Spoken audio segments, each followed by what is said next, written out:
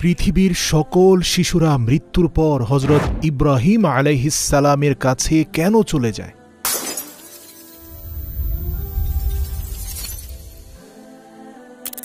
প্রিয় দর্শক, আজকের এই ভিডিওতে আমরা আপনাদেরকে জানাবো মালাইকাল মাউত কিভাবে শিশুদের রূহ কবজ করেন এবং মৃত্যুর পর শিশুদের সাথে কি আচরণ করা হয়। কোনো শিশু কাফেরের ঘরে জন্মগ্রহণ করে মৃত্যুবরণ করলে তার সাথে কি হয়, মৃত্যুর পর শিশুদেরকে কি তাদের কবরে জিজ্ঞাসাবাদ করা হবে। সর্বশেষ আমরা জানব একটা নিষ্পাপ শিশু যদি কুফরি করে তার বাবা মায়ের প্ররোচনায় প্ররোচিত হয়ে, মানে নাবালক বয়সে, তাহলে তার এই কর্মকাণ্ডের জন্য কিয়ামতের দিন কি হিসেব হবে যদি সেই শিশু নাবালক অবস্থায় মারা যায়। এখন জানা যাক, কোনো শিশু সাবালক হওয়ার আগেই মারা গেলে তার কবরে হিসেব নেওয়া হবে কিনা। এ সম্পর্কে বিভিন্ন স্কলাররা বিভিন্ন মত দিয়েছেন, তবে কোরআন এবং সুন্নাহর উপরে সবচেয়ে প্রতিষ্ঠিত মত হচ্ছে সকল শিশুরাই নিষ্পাপ যে পর্যন্ত না তারা বালেগ হয়। আর এজন্যই পৃথিবীর সকল শিশুদের ইন্তেকালের সময় মালাইকাল মাউত অত্যন্ত কোমলতার সাথে নাবালক শিশুর রূহ কবজ করে থাকেন।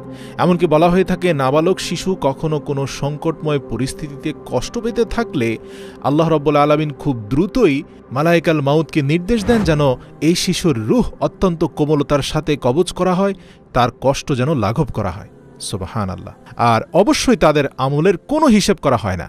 আল্লাহর রাসূলের হাদিস থেকে স্পষ্ট পাওয়া যায়, জান কবজের পর সরাসরি সেই শিশু বেহেশতে চলে যায় হযরত ইব্রাহিম আলাইহিস সালাম এবং তার স্ত্রী হযরত সারা আলাইহিস সালামের হেফাজতে, এবং কিয়ামত পর্যন্ত হযরত ইব্রাহিম আলাইহিস সালাম এবং তার স্ত্রী হযরত সারা আলাইহিস সালামের হেফাজতে চলে যায় সেই শিশু, এবং কিয়ামত পর্যন্ত সে তাদের হেফাজতেই থাকে।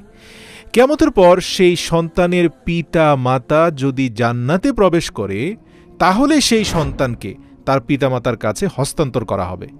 যদি পিতামাতা জান্নাতে না গিয়ে জাহান্নামে যায়, তাহলে সেই নিষ্পাপ শিশু জান্নাতের অনন্তকাল সময়ব্যাপী হযরত ইব্রাহিম আলাইহিস সালাম এবং হযরত সারা আলাইহিস সালামের জিম্মায় থাকবে জান্নাতের মধ্যে।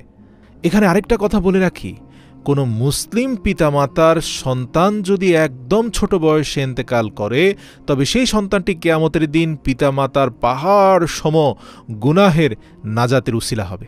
যেমনটা হুজুর সাল্লাল্লাহু আলাইহি সাল্লাম বলেছেন, কিয়ামতের দিন নিষ্পাপ শিশুরা আল্লাহ সুবহানাহু ওয়া তাআলার কাছে তাদের পিতামাতার জন্য সুপারিশ করবে যদি সেই পিতামাতা এক এবং অদ্বিতীয় সৃষ্টিকর্তায় বিশ্বাসী হয়।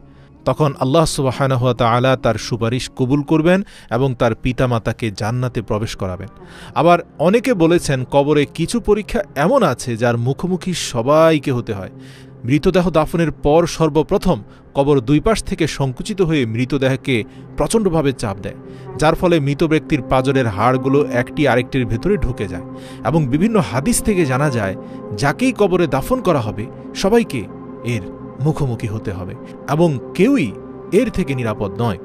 হযরত আয়েশা থেকে বর্ণিত, একবার যখন একটি শিশুর জানাজা তার পাশ দিয়ে যাচ্ছিল, তখন তিনি কেঁদে উঠলেন। তাকে জিজ্ঞেস করা হলে তখন তিনি বলেন, যে মারা গিয়েছে সে এখনও একটি শিশু, তার জন্য আমার খুব দুঃখ হচ্ছে যে সে জান্নাতে গেলেও কবর কিন্তু তার উপরও সংকুচিত হয়ে চাপ দিবে। এখন প্রশ্ন হচ্ছে, নিষ্পাপ হওয়ার পরেও কবরে কি কোনো প্রশ্ন করা হবে কিনা শিশুদেরকে? কারণ আমরা জানি যে নেককার হলেও কবরে প্রশ্ন করা হয় একজন প্রাপ্তবয়স্ক মানুষকে।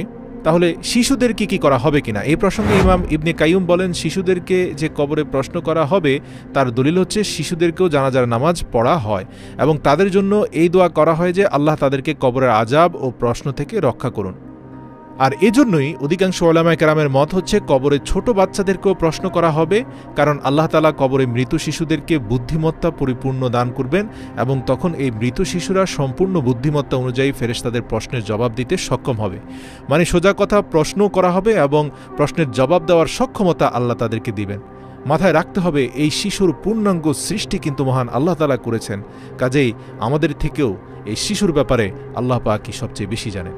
তো প্রিয় দর্শক, এবার জেনে নেই সেই সব শিশুর কথা যারা কাফেরদের ঘরে বা মুশরিকদের ঘরে জন্মগ্রহণ করে এবং প্রাপ্তবয়স্ক হওয়ার আগেই মারা যায়। তাদের ফয়সালা কি হবে সেই সম্পর্কে আল্লাহর রাসূল স্পষ্ট বলেছেন, তোমরা জেনে রেখো, যখন আল্লাহ সুবহানাহু ওয়া তাআলা এই শিশুদেরকে সৃষ্টি করলেন এবং যখন তারা জন্মগ্রহণ করেছিল মায়ের পেট থেকে, আল্লাহ সুবহানাহু ওয়া তাআলা তখন ভালো করে জানতেন যে এই শিশুরা বড় হয়ে কি হবে। আবার আল্লাহ পাক এটাও জানতেন কোন শিশু বড় হওয়ার আগেই ইন্তেকাল করবে। একইভাবে হাদিসে রয়েছে যে নবী করিম সাল্লাল্লাহু আলাইহি সাল্লাম একবার স্বপ্নে দেখলেন যে তিনি একটি বাগানে আছেন এবং একজন লম্বা লোক সেই বাগানে হাঁটছেন, আর তার চারপাশে অনেক শিশুরা খেলছিল। সেই লোকটির উচ্চতা এতই লম্বা যে নবী করিম সাল্লাল্লাহু আলাইহি সাল্লাম নিজে মাথা উঁচু করে যখন ওই লোকটির দিকে তাকালেন, দেখে মনে হচ্ছিল যেন তিনি আকাশের সাথে কথা বলছেন। নবী করিম সাল্লাল্লাহু আলাইহি সাল্লাম যখন হযরত জিবরাইল আলাইহিস সালামকে ওই ব্যক্তি ও তার চারপাশের শিশুদের সম্পর্কে জিজ্ঞাসা করলেন, তখন হযরত জিবরাইল আলাইহিস সালাম বললেন, ইয়া রাসূলুল্লাহ সাল্লাল্লাহু আলাইহি ওয়াসাল্লাম, আপনি যে ব্যক্তিকে দেখছেন তিনি হলেন হযরত ইব্রাহিম আলাইহিস সালাম, এবং তার আশপাশে যে শিশুরা খেলাধুলা করছে তারা হচ্ছে সেই সব শিশুরা যারা প্রকৃতিগতভাবে ইসলামের উপর জন্মগ্রহণ করেছে এবং প্রাপ্তবয়স্ক হওয়ার আগেই ইসলামের উপরই মারা গেছে। তার মানে ওই শিশুরা প্রাপ্তবয়স্ক হওয়ার আগে যদি মৃত্যুবরণ করে থাকে তাহলে অবশ্যই তারা ইসলামের উপরেই মারা গেছে, কারণ পৃথিবীর কোনো শিশুই ইসলাম ব্যতীত অন্য কোনো মাযহাবের উপরে তারা জন্মগ্রহণ করে না। কারণ পৃথিবীর কোনো শিশুই এক এবং অদ্বিতীয় আল্লাহ রাব্বুল আলামিনের ধারণা অন্তরে না রেখে দুনিয়াতে আসে না। মানে প্রত্যেক শিশুই যখন পৃথিবীতে আসে তখন তার হৃদয়ে এক এবং অদ্বিতীয় আল্লাহ পাকের কনসেপ্ট প্রাকৃতিকভাবেই গেঁথে দেওয়া হয়, কিন্তু পৃথিবীতে আসার পরে তার পিতা মাতার প্ররোচনায়, আশপাশের মানুষের প্ররোচনায় সে হয়তোবা মুশরিক হয়, অথবা নাস্তিক হয়, অথবা ধর্মহীন হয়ে যায়, বা যা হওয়ার হয়ে যায়। কিন্তু জন্মের সময় এক এবং অদ্বিতীয় আল্লাহ পাকের কনসেপ্টের উপরেই প্রত্যেকটি শিশু পৃথিবীতে জন্মগ্রহণ করে। সুতরাং বালেগ হওয়ার আগে যদি কোনো শিশু মারা যায় তাহলে সে তাওহীদের উপরেই মারা যায়। আল্লাহ রাসূলের হাদিস থেকে স্পষ্ট এটা বোঝা গেছে। সুতরাং কাফিরের ঘরে, নাস্তিক, আস্তিক অথবা ধর্মহীন যে কোনো ব্যক্তির ঘরে যদি কোনো শিশু ইন্তেকাল করে, নাবালেগ শিশু ইন্তেকাল করে, তাহলে সে অবশ্যই জান্নাতে যাবে, সরাসরি হযরত ইব্রাহিম আলাইহিস সালামের কাছে পৌঁছে যাবে।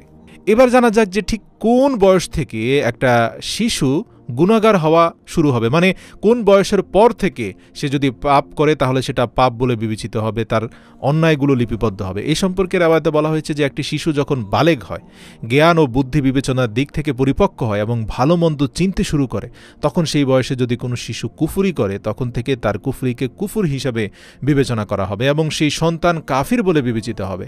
এখন প্রশ্ন হলো, কাফির মুশরিকদের শিশুরা তারা যদি নাবালেগ অবস্থায় মারা যায় তাহলে তো আমরা জানি যে তারা বেহেশতে যাবে। প্রশ্ন হচ্ছে তাহলে তারা বেহেশতের কোন স্থানে রাখা হবে? প্রিয় দর্শক, আমি শুরুতেই বলেছি ওই শিশুরা সরাসরি হযরত ইব্রাহিম আলাইহিস সালামের জিম্মায় থাকবে অনন্তকাল ধরে জান্নাতের মধ্যে, যদি তার পিতামাতা অপরাধের কারণে জান্নাত পর্যন্ত পৌঁছাতে না পারে। কুল্লু নাফসিন যায়িকাতুল মাউত ওয়া ইন্নামা তুওয়াফাউনা উজুরাকুম ইয়াওমাল কিয়ামাহ